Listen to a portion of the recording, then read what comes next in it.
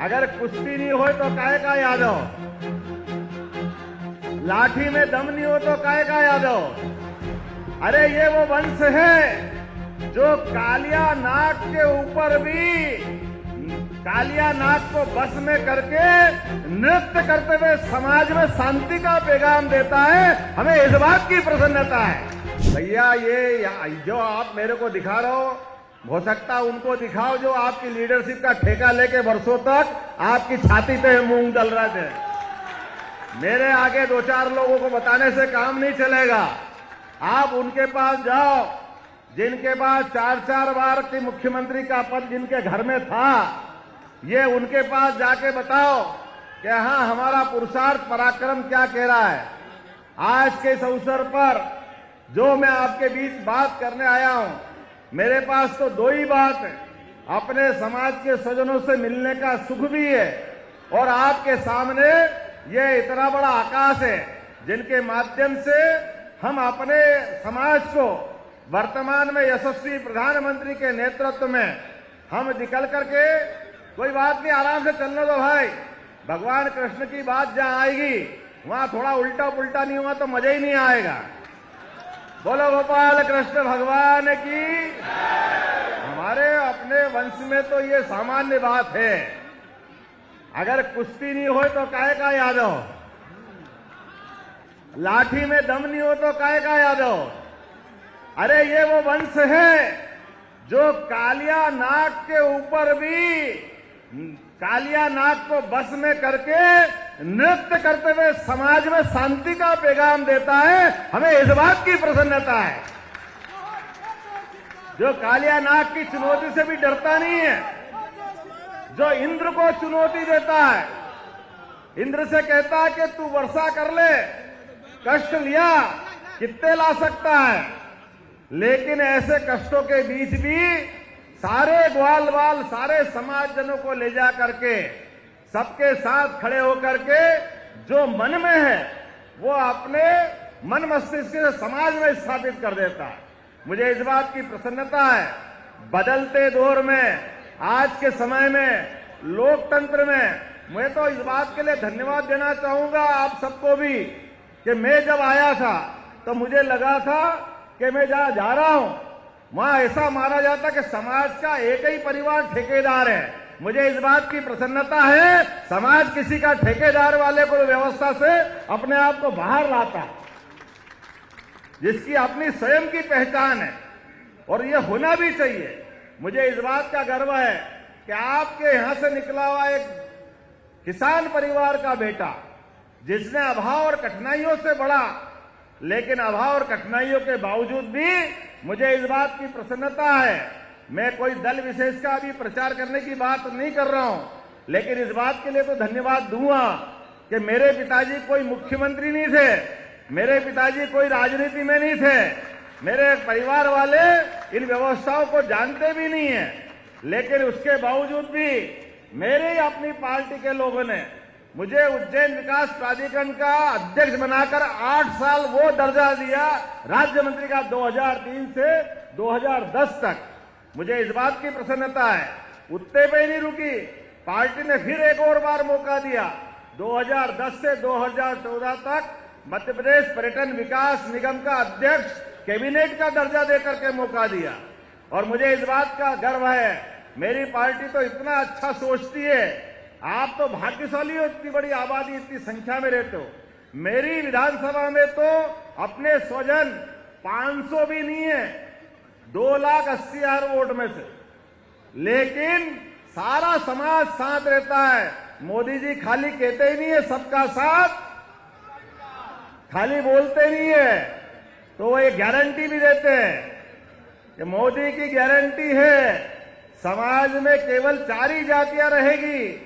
और हमने सबने देखा कि जहां 500 आबादी नहीं है वहां से मुझे एक बार नहीं 3-3 बार टिकट दे करके अपने समाज का गौरव बढ़ाया। मुझे इस बात की प्रसन्नता है।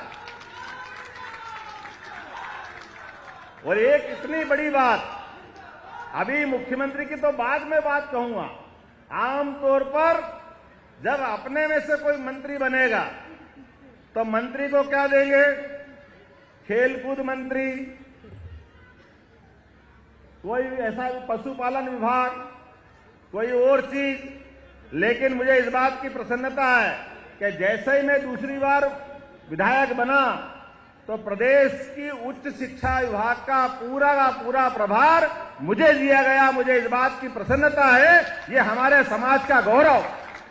लगभग 4 साल पहले और उससे आगे बढ़कर मैं तो आपने टीवी में देखा भी होगा, उस लाइन में भी नहीं बैठा था, लगभग आखिरी पंक्ति में बैठा था।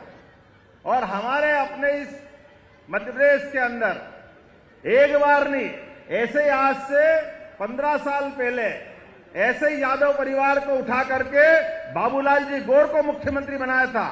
और ऐसे कैसे इस बार मुझे सीधे सहज बोला। पहली बार तो मैंने भरोसा ही नहीं किया, क्योंकि मैंने अपने मुख्यमंत्री कोई बनता है तो बहुत पैसे वाला होना चाहिए, बहुत सारे विधायक का समर्थन होना चाहिए, बहुत सारे प्रकार के परिवार का बैकग्राउंड होना चाहिए। मेरे अपने परिवार में तो ये कुछ नहीं था।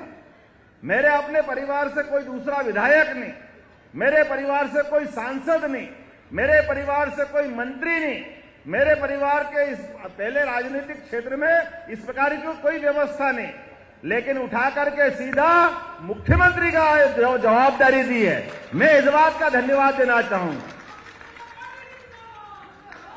जिस बात को लेकर के कई लोगों के पेट दुख रहे हैं, लोग तो इतना ऊंचा सोचते हैं, मैं तो सोचता भी नहीं हूं। मुझे तो नाम लेने में भी कष्ट होता, अच्छा नहीं लगता है, थोड़ा संकोच करता हूं। क्योंकि हम जिनकी जय जयकार करते भगवान कृष्ण की, उन्होंने राजनीति को अपने घर में नहीं आने दिया।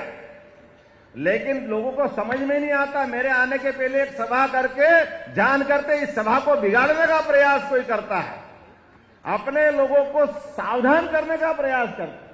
अभी तो हमने कुछ किए ही नहीं है, अभी तो अपने लोगों से मिलने ही आए हैं और निमंत्रण देने आए हैं। भगवान ने जहां 64 कला, 14 विद्या, 4 वेद, 18 पुराण, कोई एक बालक 64 दिन में कैसा निष्णात हो सकता है? वो एकमात्र है, वो यदुवंशी गोपाल कृष्ण, जिनने शिक्षा के मामले में उस समय के सारे रिकॉर्ड ध्वस्त करते हुए कितने कम समय में जो ज्ञान अर्जित किया है, वो हम सबको ज्ञान से जोड़ता है, शिक्षा से जोड़ता है। उसके माध्यम से हम संदेश लें, प्रत्येक परिवार में बच्चा हो या बच्ची, उसकी शिक्षा दीक्षा जरूर कराएं, पढ़ाई पे ध्यान दें। जब आप पढ़ लिख के आगे बढ़ते हो तो स्वाभाविक रूप से आज भी ये उदाहरण है, कोई उदाहरण ऐसा नहीं है कि गुरुकुल में सारी शिक्षा हुई हो। और युद्ध के इतने भीषण माहौल में जब कौरव पांडव की आमने सामने की सेना थी, ऐसी भीषण सेनाओं के कोलाहल के बीच में भी जो युद्ध को रोकने के लिए जो अपने गुरुकुल में सीखा, जिनके मुंह से जो मंत्र निकले, जो शिक्षा निकली, आज भी 5000 साल बाद श्रीमद् गीता जी के लिए कोई विकल्प नहीं है। गीता के शब्द एक 18 अध्याय में जो कहे गए, वो पूरे देश के लिए, और देश तो क्या दुनिया के लिए उससे पवित्र ग्रंथ कोई नहीं हो सकता है जो गोपाल कृष्ण ने अपने मुंह से बोला था। भगवान राम, भगवान कृष्ण, जिनकी जय जयकार करते हम बात कर रहे हैं। मुझे इस बात की प्रसन्नता है, आपको तो निमंत्रण दे रहा हूं मैं, आपने सारे स्वजाति बंधु, हमारा अपना देश, ये कई जन्मों के पुण्य के बाद हमारा मौका मिला है कि हाँ, हम हिंदुस्तान के निवासी हैं। और इस निवासी होने के नाते से आज ये समय आया है कि कोई गरीब परिवार का, कोई यादव परिवार का मुख्यमंत्री बनता है, कोई एक छोटी जाति का देश में प्रधानमंत्री बनता है। किसी प्रकार का व्यक्ति जिसमें योग्यता है उसको मौका मिलता है। आज मध्य प्रदेश में मौका मिला है, ये दूसरी पार्टी को सबक है। अब परिवार से बाहर देखो, कोई भी बन सकता है, किसी के लिए अवसर की कमी नहीं है। अब इस बात को देखने की जरूरत, हमारा मन खोलो, एक परिवार से बाहर आओ, एक परिवार के अंदर दरवाजा बंद करके अगर आप अपने परिवार को बढ़ाओगे तो ये समाज उसको स्वीकार नहीं करेगा। अब समाज आगे बढ़ा है,